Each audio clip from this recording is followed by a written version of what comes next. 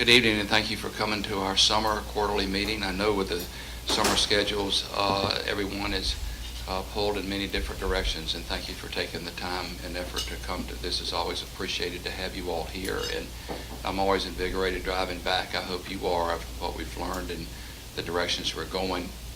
A couple of updates from the board, and things are getting a little bit tricky, to be honest with you, because of the legal constraints around data access. The first is, as you know, we've had trouble getting, because of the failure to access the National Death Index. The long-term follow-up has been problematic, particularly as related to survival. We found a way around that. It wasn't going to be about $85,000, and to access the LexisNexis database. They're predominantly legal, but they had there was 48 cents per query to find out survivors. The problem is, to validate that, we have to upload or have access to the patient-specific information. And that raises, I'm sure with all of us, it hits every button because of the sensitivity over birth dates, social security numbers, etc. But to really find out if Alan Speir died, you have to make sure that Alan Speir was born on this date and this is a social security number. So we're going to have to get legal questions answered. It may end up going back to our individual institutions, and it's going to be a deal because everything is the deal. So I'll keep you in the loop with that.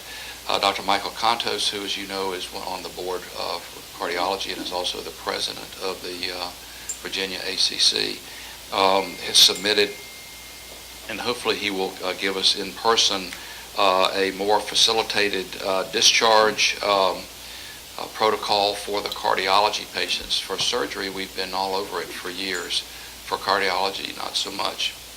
Whether it's discharged to home from the coronary care unit or from the floor, and particularly something that surgeons aren't as aware of, and I don't want to take up your time, but pre-authorization of the discharge medicines often have to be done several days before. And so how that can be streamlined and not subsequently hold up the discharge for the cardiology patients, we're going to be moving and looking at that and making some of those protocols available. I'll present that at the next quarterly meeting. Finally, as you know, there's been because of the growth of TAVR and the fact that it's now exceeded open surgical valves, we wanted the ability to access those data through ARMIS, just as we're doing for the ACC and CDR and the STS. We've had a little glitch, of course, through the ACC and the NCDR, and that they wanted to charge us additionally for our own data, which I have a little problem with, as you can anticipate. So we had that discussion tonight, and that's going to be clarified with Dr. Contos and the ACC. And then one of the major strengths of our organization is our cost methodology. It took us several years with all the work with our administrators in coming up with the 28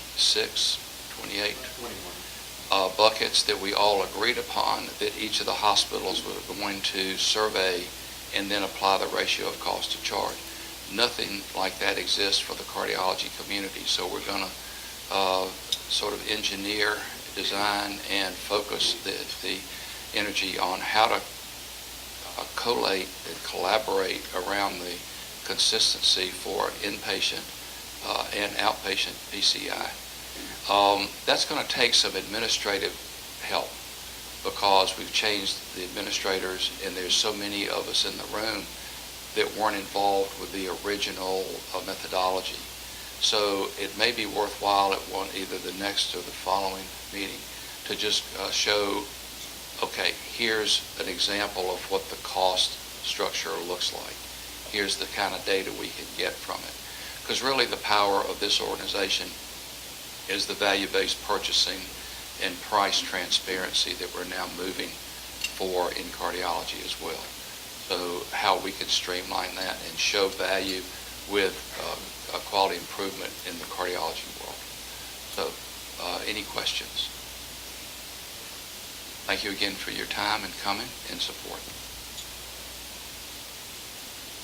Well, thank you, Dr. Speir.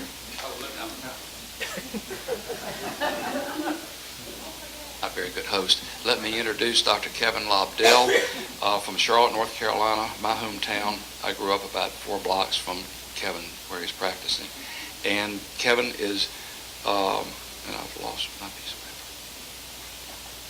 Kevin's got quite a title. He's the Regional Director of Cardiovascular Thoracic Quality and Education Research and from Health, which is Carolina's medical for people like me, but they've now morphed as everybody else has. And Kevin has been working with us for years and is truly one of the quality gurus that I know in the United States. So I'm really privileged to have him, and he'll be talking about the topic that we've spent a lot of energy around enhanced recovery after cardiac surgery. And secondly, we're pleased to have my head of clinical pharmacy at the Inova Health System and the Heart Vascular Institute, Mary Bradbury, who is actually now Mary Bradbury Luby. She got married about a month ago, and but she'll be helping us talk about the opioids, and we're really pleased to have her. Thank you for coming. So I'm going to yield the floor to our other speaker, Dorothy Latham with ARMIS. Thank you for being with us. It's going to be looking at some additional visual reporting. ARMIS has been so inventive with how you're looking at data and outcomes. So